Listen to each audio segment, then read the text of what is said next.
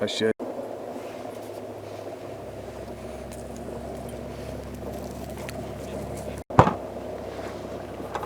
Nailed it, nailed it. Look what I just nailed.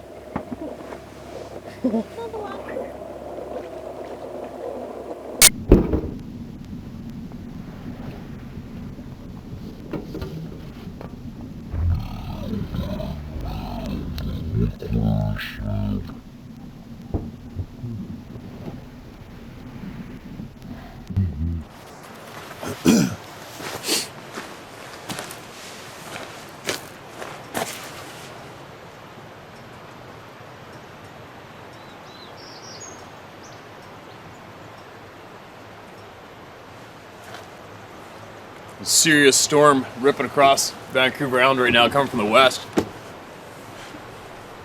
More bullseyeing the southern tip of the island. There's a bunch of power outage all over the place. Gotta go drive into, do a bit of a road trip. Went by a lake called Cameron Lake, and there's like little hydro tornadoes screaming across that sucker. Definitely watching the trees. It's not so bad down here. This is down a bank. There's an upper bank around there, so it's fairly sheltered right here. So I don't have too much stress from trees bonking me in the head right now. Okay, first thing first, how about the power of prayer? Power of prayer is very real, and you do not have to belong to some kind of denomination or some kind of church. It doesn't matter. The power of prayer, the human mind, is something else. And there is a high chance we prove that here on this channel, right, with Scott and his wife Jerry. Pretty crazy, isn't it? Pretty crazy. Yeah, it's just pretty crazy. What do you say? There's not much to say. You guys sure did something out there. I'll tell you what. It's pretty crazy to hear that word from Scott. Now, before I forget, so today I had to go to a place called. The guys there weren't too worried about talking openly, so I'll say where they were at. I was at a very popular fishing store for more commercial fishing and sport fishing, gearing up the boat for the season, and some fellas there follow this channel. But you know what, just in that one road trip today, what is that, about 45-minute drive out and back, and all the places we stopped, we probably bumped into at least 6 or 7 different people that follow this channel. And the amount of people that just come right out forward and talk about this topic now, like, without even looking over their back first and whispering, it's pretty good. It's pretty good to see the confidence spreading, right? The confidence spreading and the truth spreading, and people being able to talk normally, not being scared. For me, that's a huge win. But anyway, this is just told to me today. So I was gearing up. One fellow was telling me about a trip to the Grand Canyon, which is pretty cool, and he said that he's got no qualms about this topic, except it adds fact, and he mentioned that one of his co-workers had an experience. So we're tallying up all the shit that I was buying, and this other fella comes over, and he as well follows the channel, and he told me his experience. Guess where it was? Right behind me. I went to where he had this encounter this winter in the snow, late winter, and I drove down there, made a video for you guys there. I'm not going to go through back the whole library of videos, try to find that one shot, but it's just as the crow flies behind me, where would he have been? He would have been maybe a couple miles up, just a couple miles up that way. So what happens is, if you go behind me across the river, this river snakes around the corner, you go across the river, it goes through a great big swamp. All this land on the right of the swamp is just a big chunk of mature timber. There's nothing in here. And then the other river comes in on the other side of this. And these guys were just upriver on my same side. So you just go down the road here, hang right in the gravel road, head her up. Went through where it's gated, but the gate's open right now. I went in there earlier. He said they had his 2 children, I think. They had 2 kids with him. Friend or relative, I forget. I was just more listening to what went down. And the kids were walking ahead of them. They're coming down to a bank, across from a popular steelheading hole, and on the Stamp River, which is it's so popular to have sightings around here. It's absolutely redunculous. And he said that he heard something. He said there's no way anybody was ahead of him. I believe it was wintertime. And he said that he heard somebody or something, or a dog yipping, or some kind of weird yipping up to his left. And he was thinking, holy shit, somebody's dog's around here or something? And they kept on walking, and they had to go down a 15-foot bank to get to the next little flat level before going out to the river. And then he heard something, some kind of weird, somebody's talking. He said it sounded like somebody's here, and he wanted to get the kids closer, get them closer, not knowing who it was, because it's a little bit remote here on that side of the river. You got to go through a logged off area, old logging road, to get down to the river through the timber. And then he said he heard some kind of weird gibberish talking, like you hear the talking loud and clear right beside him, and he couldn't understand it. And now he says, after watching all his videos, people's explanations about it, he says, it's kind of like whatever everyone refers to as that samurai chatter. And he looked to his left, and boom, there's this thing standing there. He said it just swung to walk away from him and went directly through some bush. Boom, disappeared. And he said it was beige, I'm sure you're watching. I believe he said it was beige. And not as big as what everybody describes normally. And he said he was getting goosebumps while he was telling me. So I would imagine what I would have guessed was it was definitely a big one and a little one talking away. Little one was probably getting shit for being in the path, the visual path of the humans coming, I'll bet you. And off they went, mind their own business, let everybody pass, and that was it. So that happened just up here behind me. And what was it? I've had things thrown at me here, right? You guys caught it. And also I've heard things come out of that timber. I've heard things over here behind me. I think I got them on the camera back in here. And as well as I do, the more I come down here throughout the year, something's going to happen. I know it is. There's not a doubt in my mind about it. Something else is going to happen, right? I'm not inviting it, I'm not looking for it. But as everybody knows, I share the same places that these beings are frequenting as well. And yeah, I look over my shoulder obviously, quite often, as anybody would, after you've seen one of these beings for yourself, right? And it just goes to show you how common it is. I mean, you wouldn't believe how many people, BC Ferries employees, have come out to me on the ferry. Hey man, watch your channel. I got a story for you. It's non-stop. It's so common. The big reason why it's not going to be acknowledged publicly is a big, big reason, and it's not dollars. No way. There's no way it's dollars. I am thoroughly convinced that the big reason that we are not formally informed about this from childhood is because of, I have a very suspicious feeling, solid feeling, that this truth directly relates to our truth. And our truth would crumble the dirty, filthy bastards who control our society and cause wars and cause food shortages and cause pandemics and cause all the grief.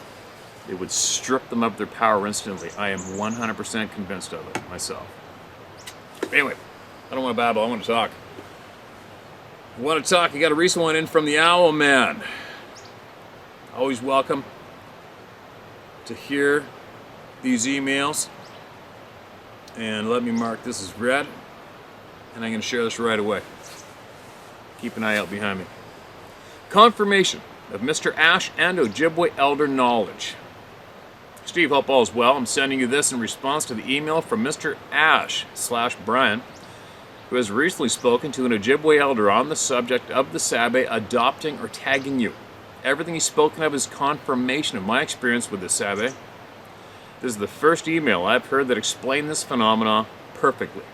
I hope this email will be validation for Brian's investment and efforts he has put into the subject. Let me try to further develop this phenomenon as best I can.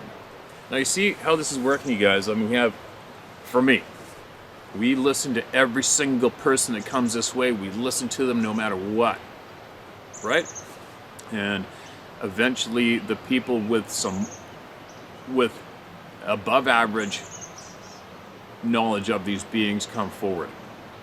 And then other people with above average and direct knowledge with these beings comes forward, and they're unrelated. and they are very knowledgeable.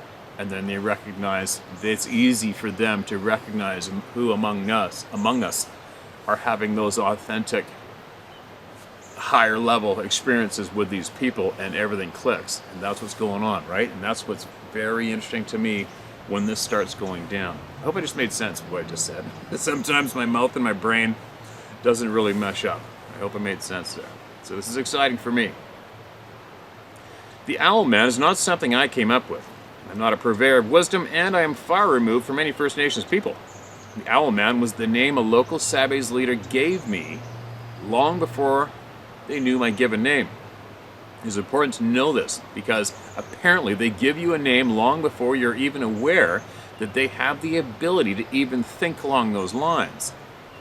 I was once told that if the Sabes like or hate you, there will be consequences. I never called myself a researcher. I'm like you, I want to know it all. After seeing one in 2000, I knew immediately our government had to know, and they're willfully keeping us in the dark about it. I want to know why. So, my long journey with the Sabe has given me a greater appreciation for life. After all, is it not a fantastic feeling to know that we as humans have not explained away all the mysteries of life? I mean, our world leaders want us all to obey and believe in science, do they not? All the naysayers in this subject keep screaming they want proof. They will not invest the time needed to discover the truth for themselves.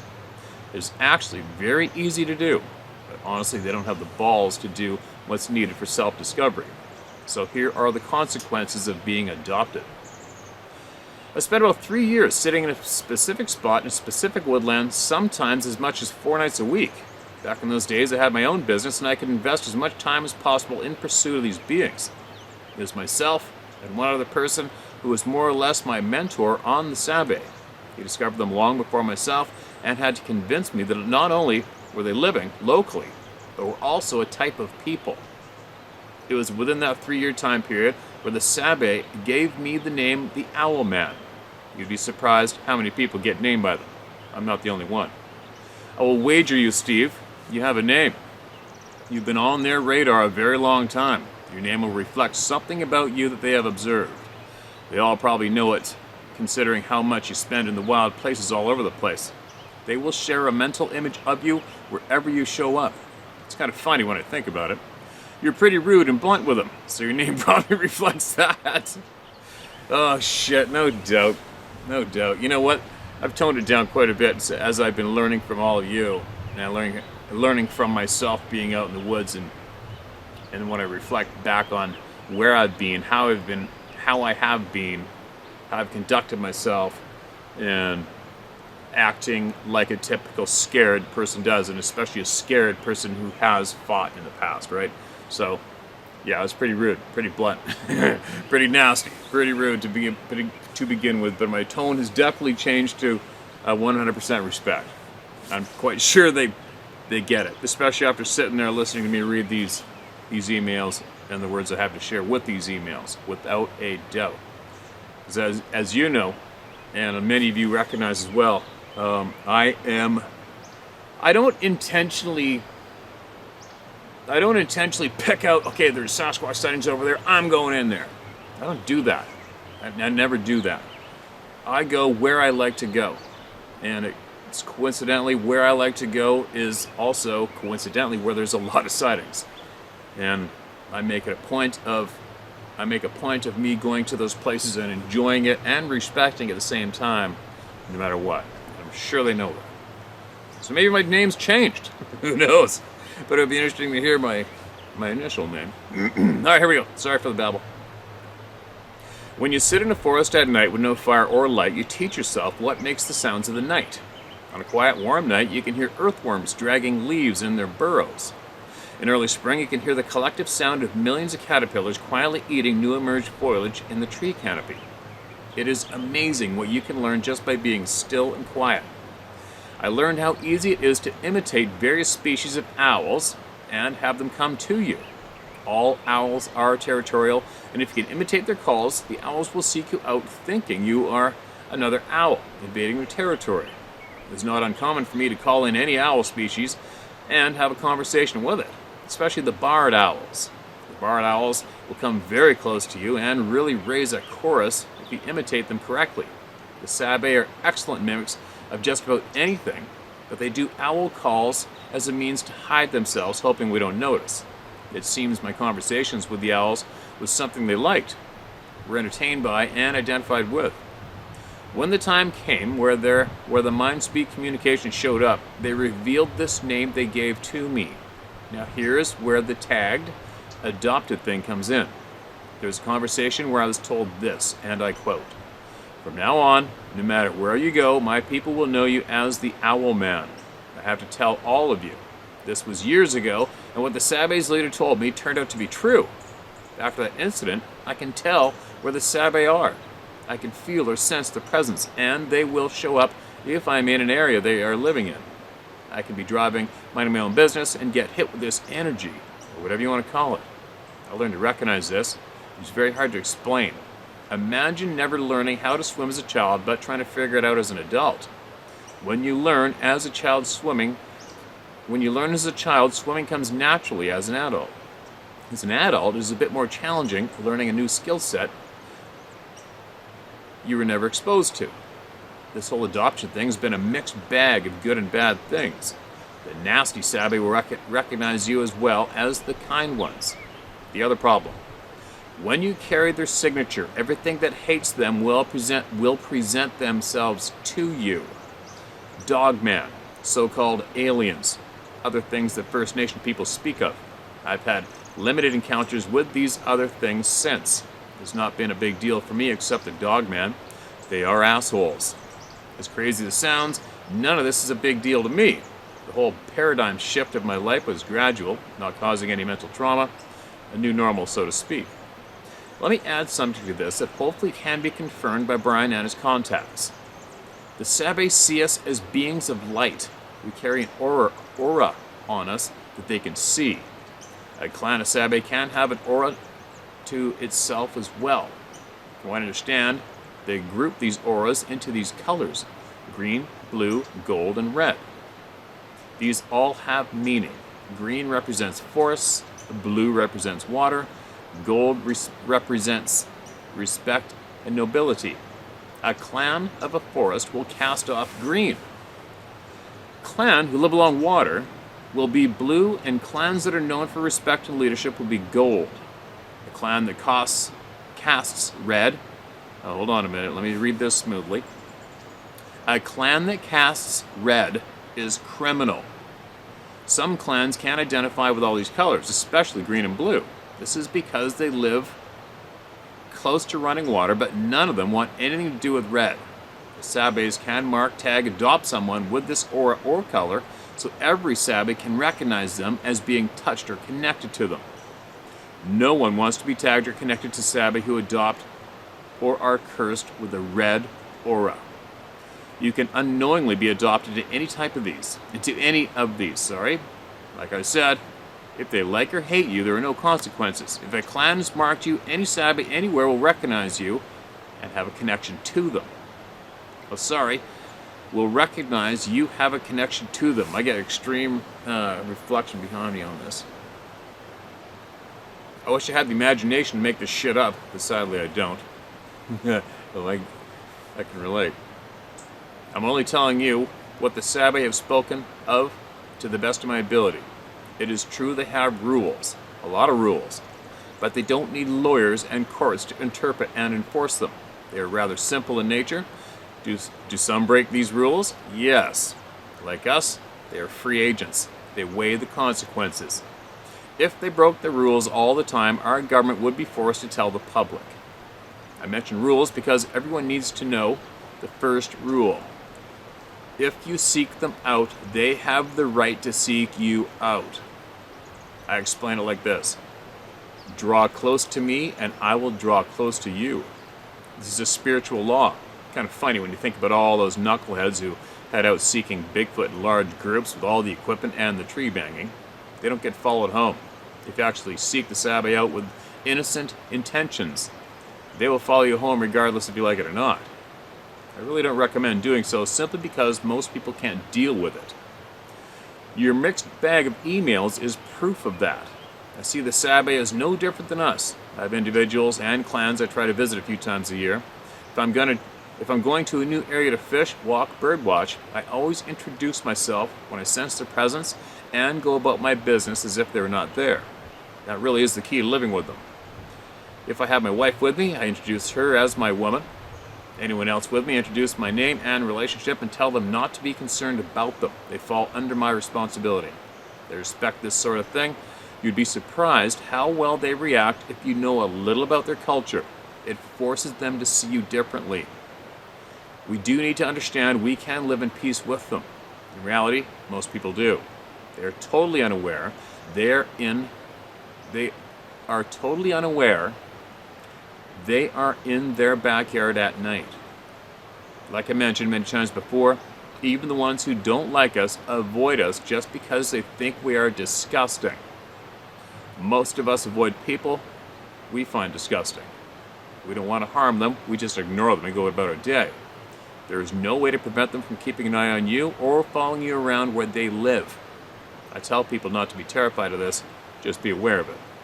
They see you as a threat and are just making sure you behave in a predictable pattern. Most people have a pattern they follow when they're hiking, fishing, etc. They are curious and curious at the same time. If you do something they may find admirable, you may find yourself tagged or not know it, but don't let that mess up your life. Fear is the murderer of our lives. Oh my God, yes it is. It is. Blessings to you and all those who have ears to hear. The Owl Man. Appreciate it, man. As usual. Absolutely appreciate it. And please write back more again, alright, man? As we all grow and learn. And I can tell you, I'll share a little bit of it. So, over, the past 10, 15, whatever years, 16, 18, whatever it is, excuse me, I ran around the coastal mountains of British Columbia solo and remote and far away from the vehicle. For at times up to 2 months straight, every day, in the fall, deer hunting. And there has always been and continually is sightings around these areas where I am, whether it be across the valley, same side of the valley as me, or head of the valley, or at a cross intersection of valleys.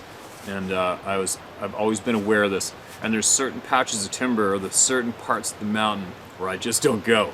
And I just recently did that. There's a mountain where I typically go shed hunting, and I look for the antlers that fall off of some of these monster bucks that I pursue.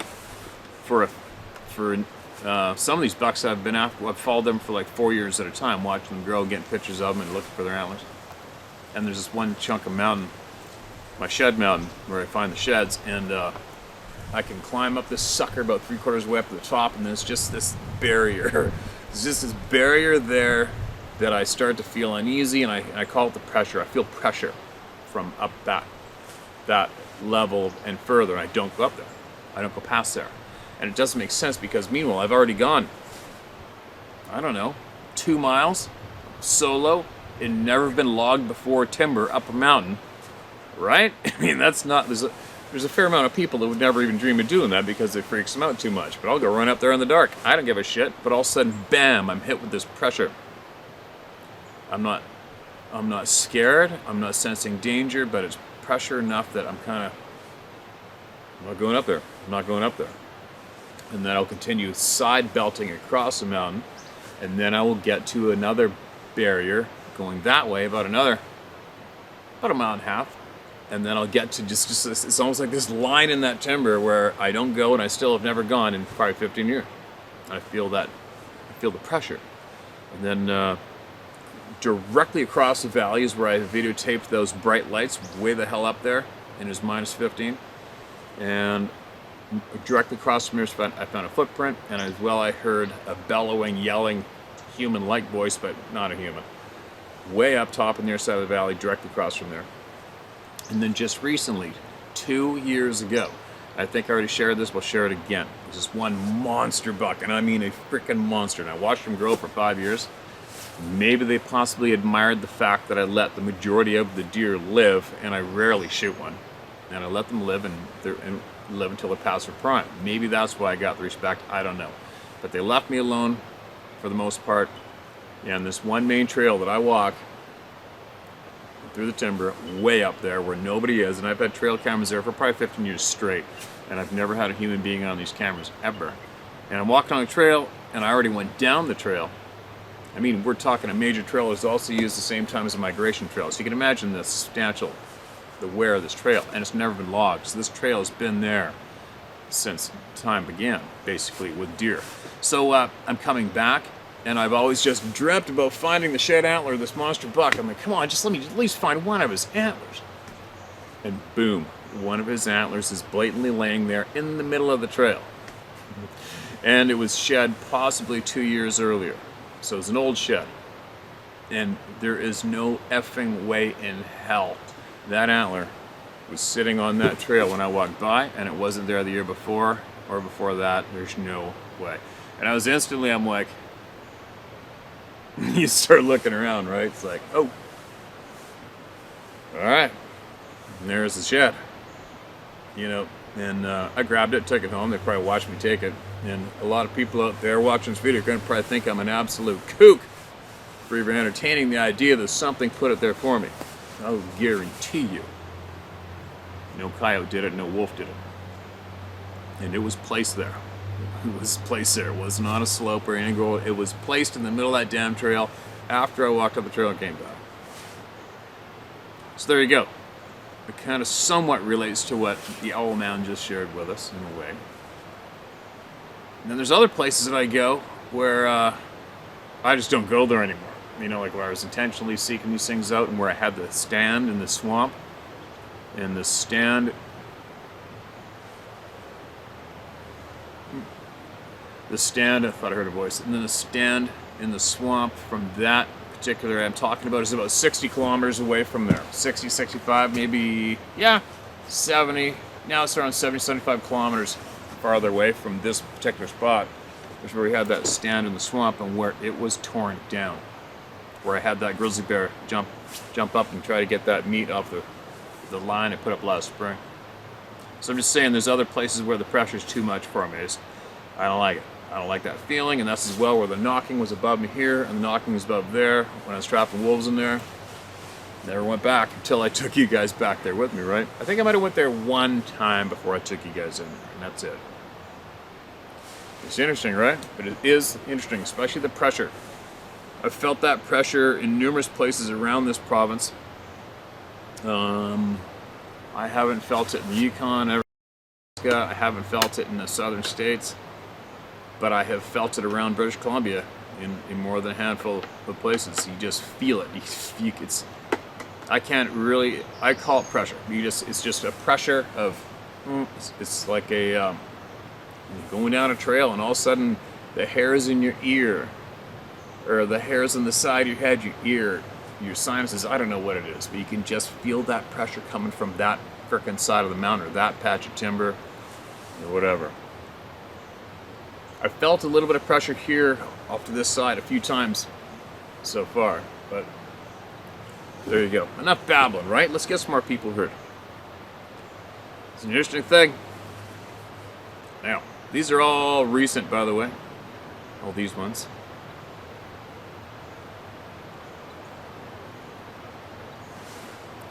Hold on a minute. This is titled The Straight Story. I think some of these could even be emailed in today. It's just in a rush, and it's easy to grab a handful out of the top of the emails, and I'm saving them, and read them, and know that they're not being reread. And I'm running out of time. We're getting stuff ready to go hit the coast. It's titled The Straight Story. Hey Steve, the reason I titled this The Straight Story is just because I'm going to try and not hold back or censor myself when talking about what has happened in it. What I've been told, what I figured out, and come to believe. That is perfect. That's what we encourage here. I guess I officially entered the Club of No Return back in '97 after being hit with intense fear and dread when I tried to get out of the vehicle at the start of bow season in woods near my home, and early next year while it was still chilly here in Oklahoma. mother and I took a walk in the woods not far from where I tried to hunt the previous season.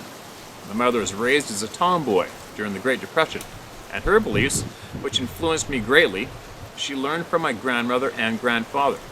My grandmother was a Choctaw, and my grandfather was part Cherokee, and what we call a water witch around here. It just means he could take branches and douse the location of a big well where there's water. Seeing that, I got a few friends to do that, and it works for underground cables and lines. It just means he could take branches and douse the location to dig a well where there's water. She taught me a lot about wild plants and not a little about how to hunt, which I did for my early teen years. Early that year in '97, I parked the car at the edge of the woods near a ravine, and my mother and I and her little dog walked up into the woods on the other side of the ravine. My mother told me she needed to answer the call to nature, so I went and sat down with my back to a tree to give her privacy while she proceeded a little ways down the hill into the ravine a ways. I heard a couple of strange high-pitched calls that I thought of as almost being like whistling calls coming from a couple different directions, as I said, up against the tree. When my mother approached me more quickly than I expected, she said there's somebody standing by the car. Where my mother stood on the side of the hill, she could see across the ravine in the car where we had parked it near the edge of the ravine. I looked at where she told me to, and I could see the car, and since there was a cedar tree near that... Sorry, did you hear that? I think it was a gun. I don't know what the hell that was. I looked at where she told me to and could see the car, and since there was a cedar tree near that, I asked her if she could still see the person there. I'm not saying that I doubted my mother's ability to tell the difference between a cedar tree and a person. I was just trying to understand what was happening and eliminate any confusion I could. She said, no, they're not there now. I suggested we go back, and she agreed. I'm going to go through this next part quickly, for brevity. Basically, we went down the hill in the woods where the ravine opened out and started up a dirt road that went back up the hill on the other side of the ravine, where the car was parked. The being hit us with a wall of smell. I knew it was there by the bushes next to the parked car and my mom's passenger side car door. Long story short, I fired a couple of shells in the air, heard it run across the clearing where the car was parked, and leapt down to the shelf below the edge of the ravine in the direction we were at when my mother saw it standing by the car. It sounded like throwing 10-pound rocks in the ground every time its foot hit the ground, followed by a pause, then a heavy thump. The dog was going apeshit. Fortunately, that kept my mother occupied, I hope, so that she didn't have to think too much about what was happening. Anyway, I believed it wasn't next to the car door anymore, and we went and got in the vehicle. And I could hear it over there at the edge of the ravine about 20 yards away chattering at me. Now, I don't mean chattering like a chipmunk unless you consider perhaps what a chipmunk would sound like if it weighed 800 pounds. The vocalizing it was making had a huge set of lungs behind it. This all happened about sunset, and by the time we got home it was dark, and I asked my mother to describe to me what she saw. So she drew me a basic sketch. She said it was standing by the driver's side car door and facing towards her with the sunlight behind it from the setting sun. And she could tell that it had auburn-colored hair because the reddish highlights in its hair. Since she said it was by the car, I got a tape measure and started running the tape up in the air next to the car door. While she stood there on the front of the porch, I asked her to tell me when the tape reached the height of the top of its head. She did, and I measured from that point to the ground, and it was 7.5 feet. It was covered in hair, had a pointed skull, and I never saw it. I trusted my mother, she was no fool.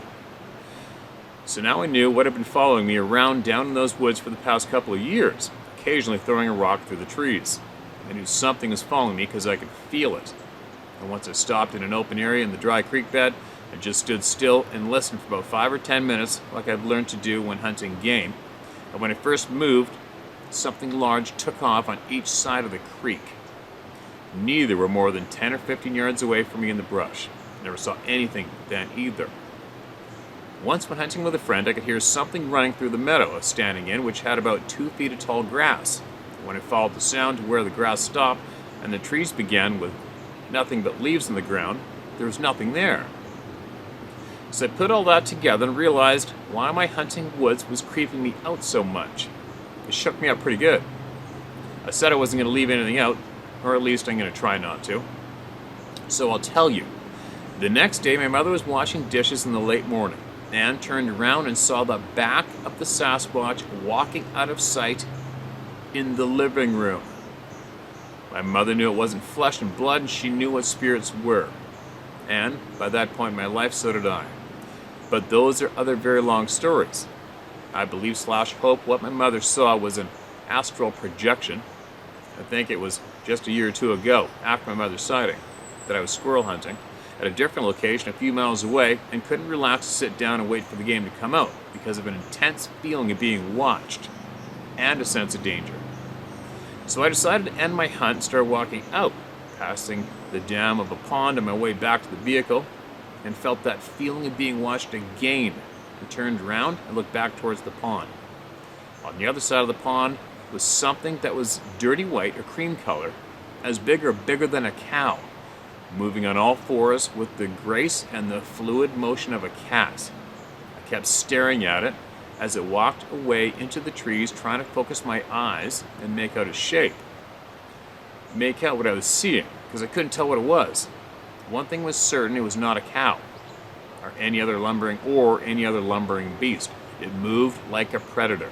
I know what it was now, as I did after giving it some thought back then, and also reading an account of one with a similar coloration just a few miles away, crossing the road in front of some bobcat hunters.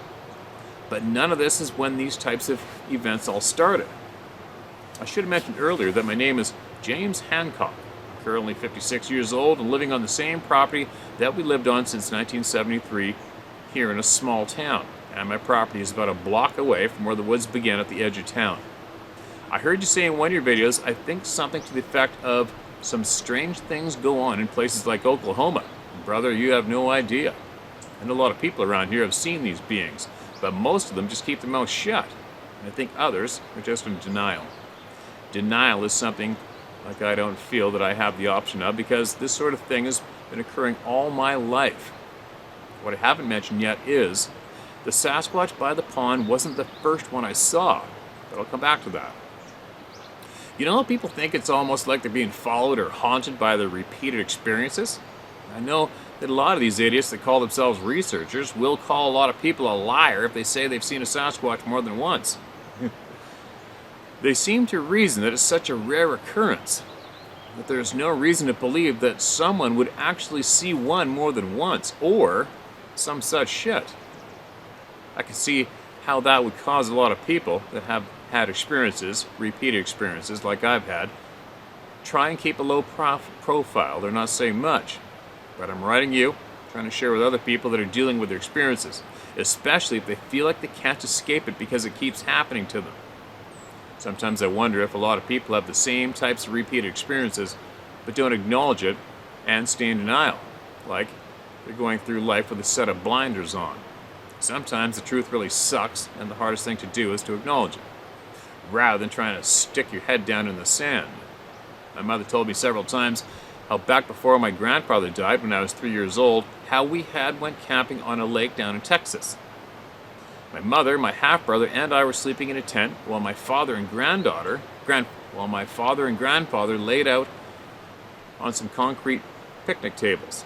Not long after dark, my grandfather told my father, in a no-nonsense tone, to get us kids and Mama in the car. We're leaving right now. My father, an ex-Marine, didn't argue and did what he was told. They just threw the tent and all the camping equipment in the back seat, and us kids and my mom climbed in on top of it, and my father drove us out of there. My grandfather kept looking out the rear window, and when I asked my father what happened, my grandfather replied, "We were surrounded, and I don't think they were human." Now, my grandfather taught my mother how to hunt, and one of the things that he taught her and my mother passed on to me is that there are things out there that your gun won't protect you from. And the way he put it, he said, just keep your feelers out and stay aware of what's going on around you. I think people in the old days, country people anyway, had not lost their intuitive abilities the way people who stayed glued to their screens have nowadays, or at least know to pay attention to it rather than trying to explain what their intuition is telling them. It's just their imagination. I know when I spend more time in the woods, my senses have sharpened. My father became disabled about that time when he passed out at work and found out that he had a brain tumor. Not another one. This is 1970, and they didn't have great medicine for that sort of thing, but they managed to remove it without killing him. But my father was gone.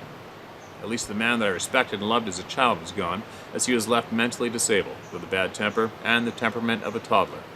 That's sad and sad to hear that. We were living in Texas at the time of my father's surgery, and one of my father's stepdaughters, he had been married many times, talked him and my mother into moving up near her in Oklahoma. So we moved to Oklahoma and rented a bungalow house way out in the country, which we lived in for about a year. That ended when my father came home one day and told my mother that he had bought a house in town and he didn't want to be too far from the store to buy beer. However, while we were there, something kind of strange happened, and something very strange happened. The first was, on the only night I remember my mother spending away from the house during the year we lived in that rented house, I remember sitting at the kitchen table eating dinner with my father and my older half-sibling, listening to some strange animal cries or moans. Not far outside the house. That was a shotgun. I remembered it made my flesh crawl. I might have disregarded that, I guess, but one hot summer afternoon when all the doors and windows of the house were open because we didn't have air conditioning, all four of us were in the living room watching TV. My mother and I were sitting back behind my father and half-brother with the kitchen to our left and open front door behind us. When what my mother described as a ball of fire, I didn't get a good look at it, I just saw it as a flash of color go by. It came in through the open kitchen window, did a starboard turn into the bedroom, and out through the front door. It was about the size of a softball and kind of a yellowish orange, as I recall. I found out a lot of people have seen something similar rising up out of the trees at night around here over the years. I've come to believe that it is a forest being, taking on another form for some reason, maybe to travel, I don't know. But I know there are a lot of these balls of fire seen in areas that the forest people /Save/Sasquatch are seen. I also believe that we have what they call dogmen around here. I might not have bothered mentioning that, but put some fishermen a few years back about 10 to 15 miles as the crow flies from where I am, saw a huge wolf-like creature standing on all fours that stood up on two legs. When it did it, there was all kinds of snapping and popping sounds. That same description will fit what I've heard a couple of times down in those woods, as I mentioned earlier. Which also reminds me how my mother had a vision when I had started considering hunting those particular woods instead of driving further away from home, and she told me not to. She said she saw something down there that was black and had large teeth, and if I went down there it would kill me. The only reason I went hunting there later is because I asked her if she still felt it was unsafe, and she said she thought it was gone. She couldn't see it anymore. I know this sounds crazy to a lot of people. To those people I say, get over it. If you want to learn to develop your sixth sense, you better start listening to what the old people have to say. I hope this isn't too boring or long-winded, Steve, but I'm just trying to give you the straight story. As I said, we moved to the property that I now live on, which is still a block away from where the woods begin. They used to stretch unbroken all the way down the lake where my mother saw the being standing by the car. And the woods are still pretty dense, with only a few places where the trees have been replaced by a stretch of pasture. I'm living on the second house that's been on this property, which was constructed in 91. Back in 78, we're still living in the old house. Also, that was when we had a spate of sightings around here, or at least that's what I heard at the time. I spoke to someone who had one of these experiences in the 70s that had been told by someone else of their experience of seeing one crossing the road. But I remember when I was 11 years old, there was a night that I didn't cool down, and it was hot. For some reason, about 10 or 11 that night, I was I just started thinking about the sightings that people were talking about. And for some reason, the idea just pops in my head.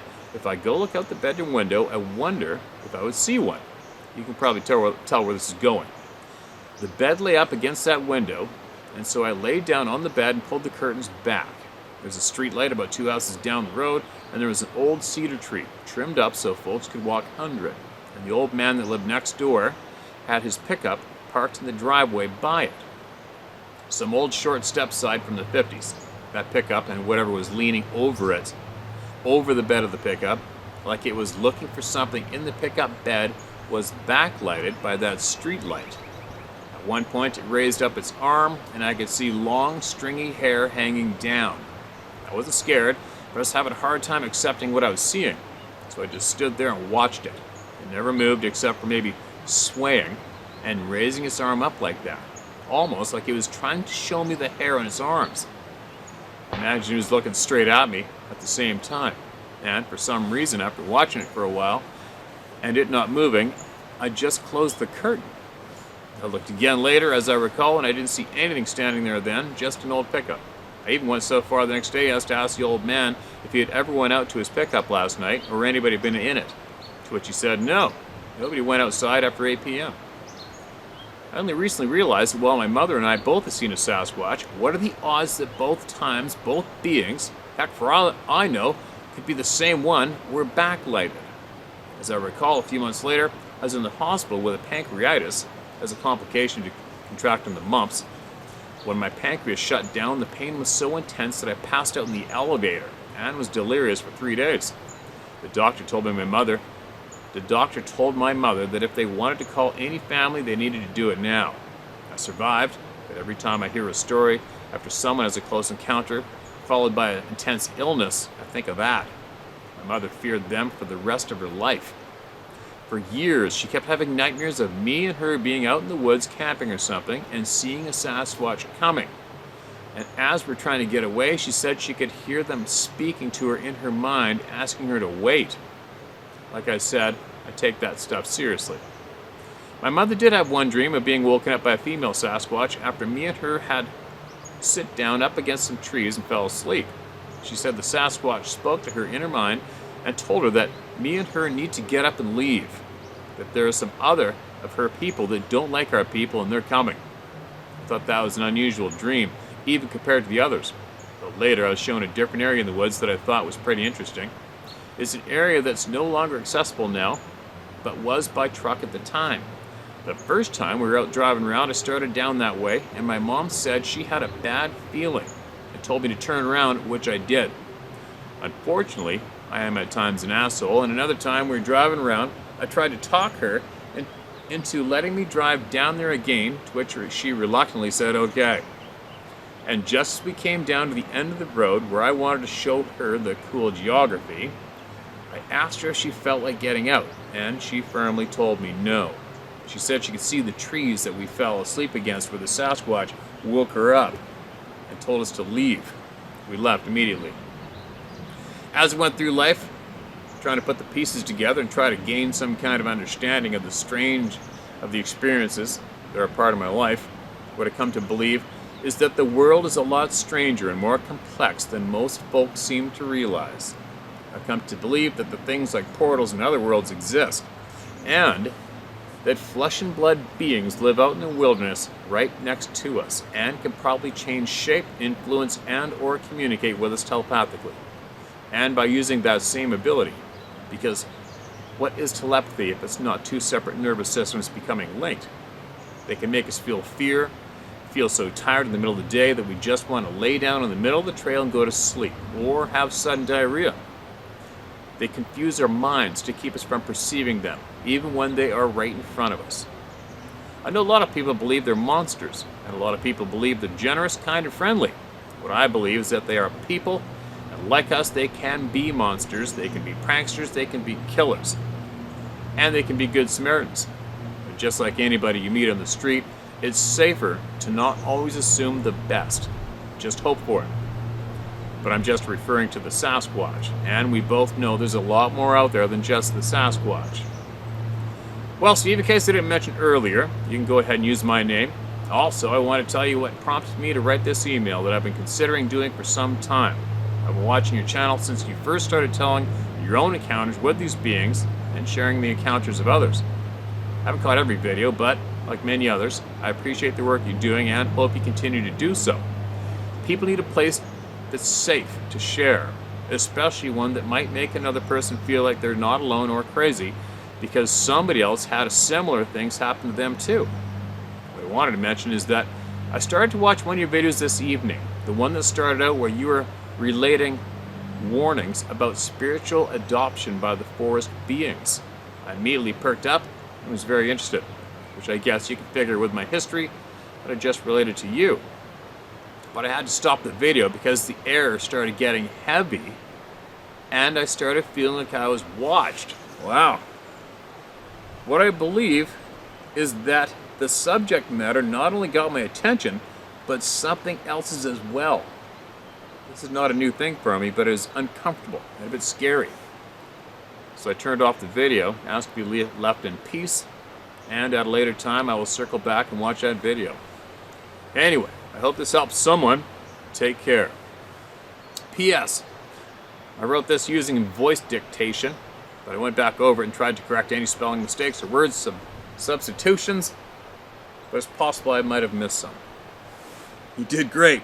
It's me. It's me. You know what? The Savvy probably called me the butcher for my reading skills. But I mean, that was a long one, right? And I was kind of babbling along, but like I said, I explained to you guys earlier, when I feel something gets my attention somewhere, part of my attention goes that direction and it stays there the whole time I'm reading, so it can make me stumble. I heard 2 shotgun shots downriver, but on the same side of river as us, and I felt a little bit of pressure from over here in the beginning. So that combines up with me screwing up. But I hope I read that smooth enough, man. And I really, really appreciate all that time you just took to write that out and send it in. Big time. And I'm glad that the emails from other people like the Owl Man and others, Brian Stiham, and many other people they're all starting to mesh up together, right? They're all starting to mesh up together, which they should, because this is all truth and fact. So if you have truth and fact coming from numerous different directions, it's going to eventually mesh up, which it is, right? Anyway, what's going on behind me? Anybody see a bear yet? Anybody seen some of the sockeye jumping behind me? It's windy, it's chilly, it's getting a little late. Now I gotta go home and have some dinner. I promised I'd only be an hour or so. And tomorrow I'm gonna pack up. Sarah gets off work, throw her in the truck, and off we go for a couple hours of logging road travel. The river's too screwed up, otherwise I was gonna make her put on the waders I bought her, and I was going to really try hard to hook her into a steelhead so she can understand the excitement, right? Because when you're a new angler, like she's caught a lot of salmon and halibut with me and she's had a ball doing it, but when you have a new angler that started off doing that and doesn't have a clue about the river fishing and doesn't really have a clue about the steelhead, and you come home bouncing around like a 7-year-old kid on frickin' Christmas Day after hooking into a handful of them, and better yet, getting video of them, and you're showing her all excited, and poor thing, she's kind of excited for me, but doesn't quite get it.